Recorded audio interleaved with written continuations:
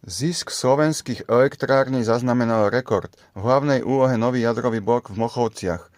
Za rok sme mohli mať 795 milióna eur. Toto môžeme mať každý rok, za to by sme mohli postaviť nové nemocnice. Mohli by sme dať ľuďom na lieky, ktorí kvôli tomu umierajú, takisto detičkám, čo umierajú. Mohli by sme zaplatiť liečby, rehabilitácie.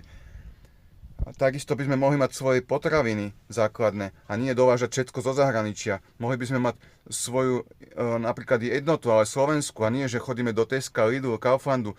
Len Kaufland a Lidl majú ročný zisk 450 miliónov eur a všetko to ide preč. Prečo to nemáme my? Takisto lieky. Mali sme voľakedy Slovakofarmu a všetko sme si vyrábali. Aj sme vyvážali do zahraničia. Teraz nemáme ani posraný vitamín C. Všetko sme si nehali rozpredať. Však čo sme retardovaní? Veď to všetko musíme vrátiť naspäť. Veď za socializmu sme išli do zisku. Mali sme, tuším, 3500 podnikov. Boli sme svetoví. A teraz nemáme nič. Všetko sme si nehali rozkradnúť. Musíme to všetko obnoviť, aby sme znižovali náš štátny dlh, pretože všetok dlh stále rastie, len ročne platíme už 2 miliardy eur ročne, len tak vyhodíme do vzduchu za úroky. Fico vôbec neznižuje ten dlh. Veď to je základná vec, aby sme neboli zadlžení. Veď to nie je normálne, aby sme boli zadlžení a platili úroky.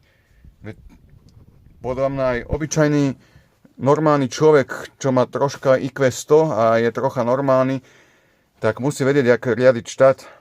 Čo ste nikdy nehrali do Stihy a Sasky, to je úplne jednoduché, ľudia. Máte vysoké školy a neviete toto pochopiť.